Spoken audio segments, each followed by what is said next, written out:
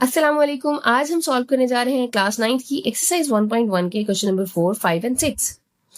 तो question number 4 से start करेंगे and the question is name the property used in the following. हमें ये वैल्यूज गिवन है, हमने इनकी प्रॉपर्टीज के नाम लिखने हैं कि ये किस प्रॉपर्टी को डिनोट करती हैं। तो चलें स्टार्ट करते हैं। देखिए हमारे पास जो पहला क्वेश्चन है उसमें 3 वैल्यूज हैं। लेफ्ट हैंड साइड पे पहले a+4 ऐड है, ब्रैकेट है, फिर +b ऐड हो रहा है, जबकि राइट हैंड साइड पे पहले आपने 4+b को ऐड करना है, फिर उसे a में ऐड करना है। 3 वैल्यूज हो तो वो हमेशा एसोसिएटिव प्रॉपर्टी होती है। इसी तरह से अगर यहाँ सेम इसी पैटर्न पे वैल्यूज होती बट वो आपस में मल्टीप्लाई हो रही होती तो भी ये प्रॉपर्टी क्या होती? एसोसिएटिव प्रॉपर्टी होती। तो इसको हम लिखेंगे associative property with respect to addition. Okay, now the question number 2 is देखिए √2 plus √3 next right hand side पे ये ऑर्डर चेंज हो गया, √3 अब पहले आ गया और √2 बाद में आ गया। अब ये क्या है? 2 वैल्यूज की प्रॉपर्टी है तो ये हमेशा कम्यूटेटिव प्रॉपर्टी कहलाएगी। इसी तरह से अगर इसमें साइन मल्टीप्लीकेशन का होता तब भी ये कम्यूटेटिव प्रॉपर्टी कहलाती but with respect to multiplication होती। अब ये कम्यूटेटिव प्रॉपर्टी है with respect to addition. Now the question number 3 x minus x is equals to 0। ये क्या है कि आपने वैल्यू में एक और वैल्यू ऐड की जिससे आंसर 0 आ गया। तो इट मीन्स कि जो x है हमने इसमें जब -x ऐड किया तो ये -x इस x का एडिटिव इनवर्स है। ठीक है, तो एडिटिव इनवर्स क्या होता है? एडिटिव इनवर्स क्या होता है? एक ऐसी वैल्यू जिसे अगर हम अपने नंबर में ऐड करें तो आंसर 0 आए। तो -x क्या है हमारे पास? एडिटिव इनवर्स है। Next question is left hand side पे अगर आप देखें तो a मल्टीप्लाई हो रहा है अंदर b+c से, और राइट हैंड साइड पे अब हमने कहा अगर हम ab को पहले अलग से मल्टीप्लाई कर लें और ac को अलग मल्टीप्लाई कर लें, उनको ऐड करेंगे तो दोनों का आंसर क्या आएगा? सेम आएगा। तो इस तरह की प्रॉपर्टीज कहलाएंगी डिस्ट्रीब्यूटिव प्रॉपर्टी। अब इसको हम लिखेंगे लेफ्ट डिस्ट्रीब्यूटिव प्रॉपर्टी। अगर ये इस तरफ होता तो ये कहलाती राइट डिस्ट्रीब्यूटिव प्रॉपर्टी कहलाती है, तब भी क्या? Distributive property. ठीक है, ए अगर इस तरफ होता तो ये राइट डिस्ट्रीब्यूटिव प्रॉपर्टी कहलाती और राइट हैंड साइड पे बी ए और सी ए आ जाता। और साथ में देखिए अंदर साइन है एडिशन का, तो हम कहेंगे left distributive property over addition. अगर यहाँ साइन सब्ट्रैक्शन का होता तो हम कहते ओवर सब्ट्रैक्शन। 16 + 0 = 16। तो ये क्या है? ये है एडिटिव आइडेंटिटी कि अगर आप किसी नंबर को एक दूसरे नंबर से ऐड करें और आंसर सेम पहले वाला नंबर आए तो वो एडिटिव आइडेंटिटी कहलाता है। Okay, now the next is 100 multiplied by 1 is equals to 100। तो ये बिल्कुल सेम एडिटिव आइडेंटिटी की तरह है, लेकिन ये अब क्या है? मल्टीप्लिकेटिव आइडेंटिटी है कि अगर आप किसी नंबर को किसी दूसरे नंबर से मल्टीप्लाई करें और आंसर सेम वही नंबर आए तो वो क्या कहलाता है? मल्टीप्लिकेटिव आइडेंटिटी कहलाता है। क्वेश्चन नंबर 7 इज कि अगर हमारे पास 3 नंबर्स हैं, हम 2 नंबर्स को पहले मल्टीप्लाई करके पहले नंबर में मल्टीप्लाई करें या फिर पहले 2 को मल्टीप्लाई करके आखिरी में मल्टीप्लाई करें, आंसर हमारा सेम आएगा। 3 वैल्यूज हैं तो ये एसोसिएटिव प्रॉपर्टी होगी और विद रिस्पेक्ट टू मल्टीप्लीकेशन होगी। Okay, next AB is equals to B। अब देखिए ये भी मल्टीप्लीकेशन की प्रॉपर्टी है और ये 2 वैल्यूज की है तो ये क्या होगी? Commutative property with respect to multiplication.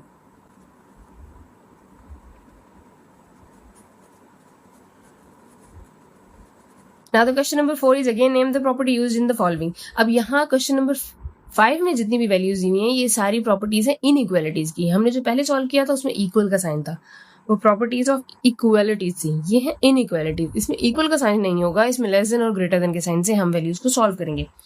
तो देखिए पहली हमारी है -3 इज लेस देन -1, तो 0 इज ऑल्सो लेस देन 2। तो ये प्रॉपर्टी क्या है? ये है additive property, additive property of inequality. Okay, now the next is if A is less than B, then A plus C is also less than B plus C। मतलब अगर A और B अगर A small है B से तो हम इन दोनों में अगर कोई सेम वैल्यूज ऐड करेंगे तो उनके जो आंसर्स आएंगे उसमें भी फर्स्ट वन स्मॉलर ही होगा सेकंड वन से। तो ये कौन सी प्रॉपर्टी है? ये भी है additive property. Now the next question is if a is less than b then 1 over a is greater than 1 over b. It means अगर a की वैल्यू b की वैल्यू से छोटी है और फिर हम इन दोनों के रेसिप्रोकल ले लें, इन दोनों को उलट कर दें, तो हमारी वैल्यूज में अब ये पहला जो छोटा था बड़ा हो जाएगा, मतलब छोटी वैल्यूज बड़ी हो जाएंगी और बड़ी वैल्यूज क्या हो जाएंगी? छोटी हो जाएंगी. तो उलट करने से क्या होगा? वैल्यूज स्मॉलर वैल्यू ग्रेटर हो जाएगी, ग्रेटर वैल्यू क्या हो जाएगी? स्मॉलर हो जाएगी. तो ये हमारे पास कहलाती है रेसिप्रोकल प्रॉपर्टी.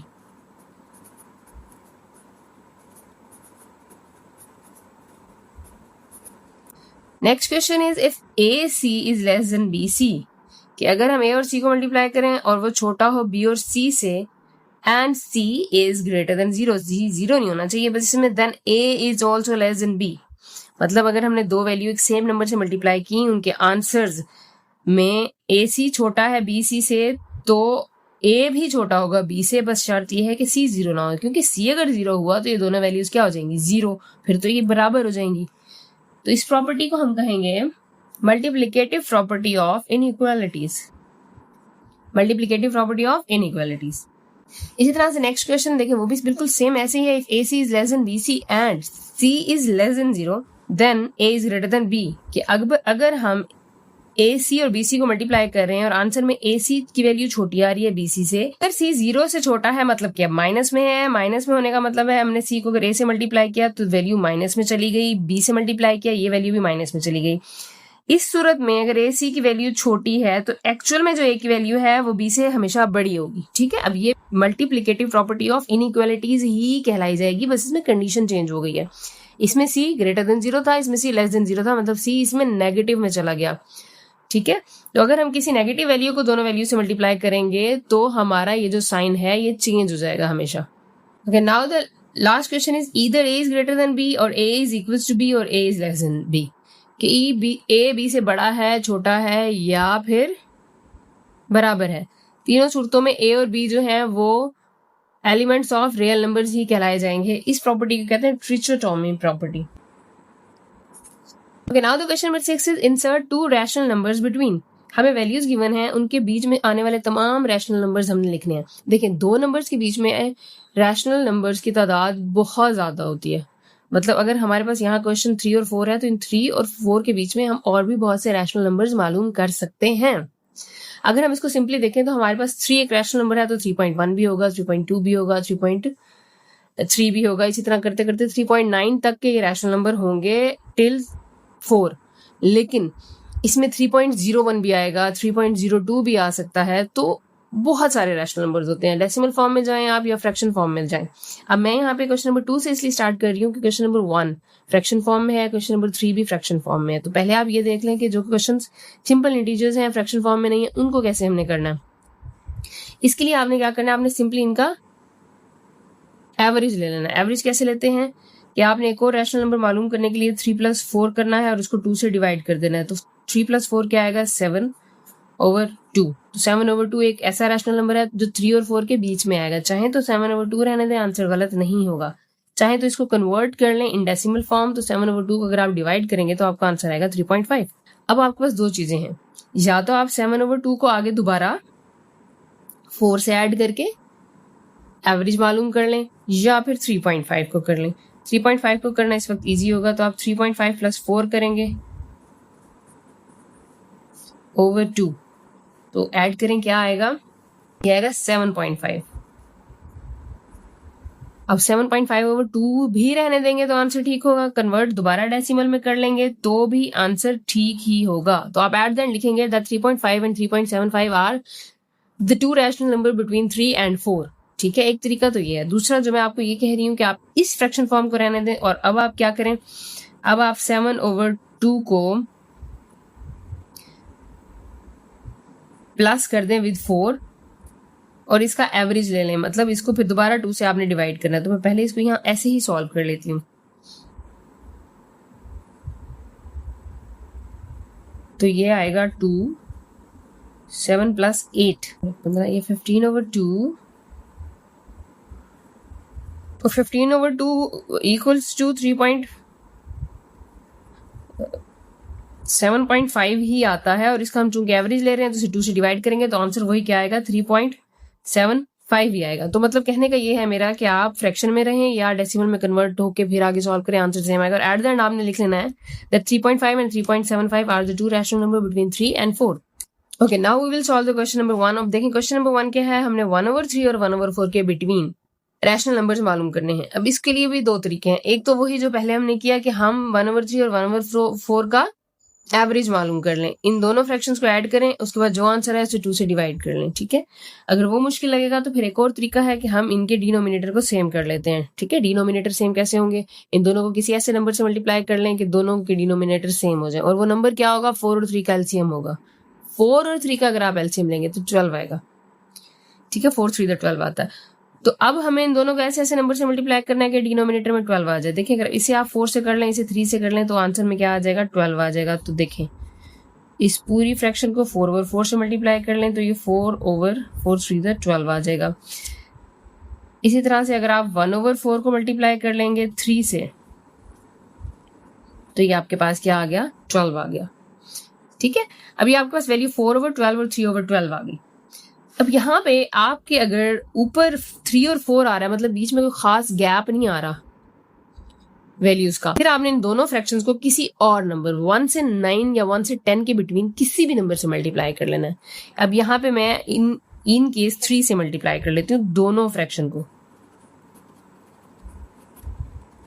4 3 12, 12 3 36, 3 3 9, 12 3 36। अब ये 12/36 और 9/36 हमारे क्या है, दो नंबर हैं बिटवीन।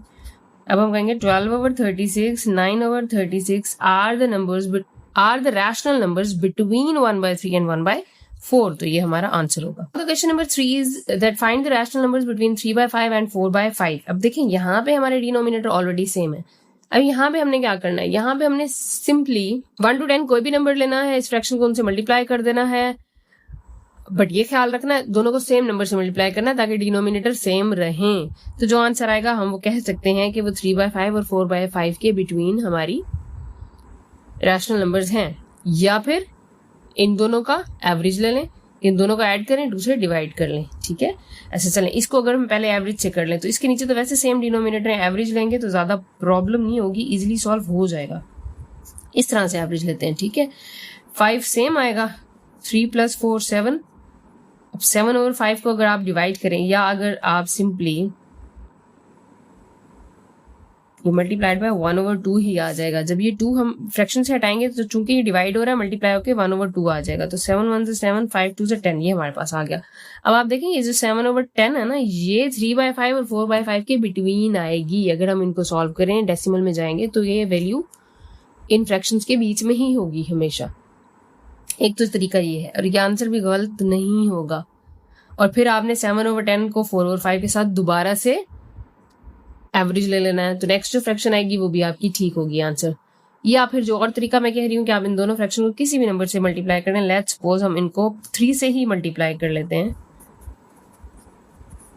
3 3 9, 3 5 15, 4/5 multiplied by 3/3, 4 3 12, 3 5 15। अब हम कह सकते हैं कि 9/15 और 12/15 जो है वो 3/5 और 4/5 के बिटवीन आएंगी।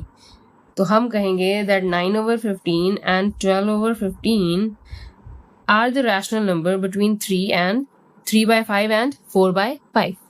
तो इंशाल्लाह नेक्स्ट वीडियो में हम एक्सरसाइज 1.2 को स्टार्ट करेंगे। चैनल को सब्सक्राइब कर लें, वीडियो को लाइक और शेयर जरूर कर लीजिएगा विद योर फ्रेंड्स।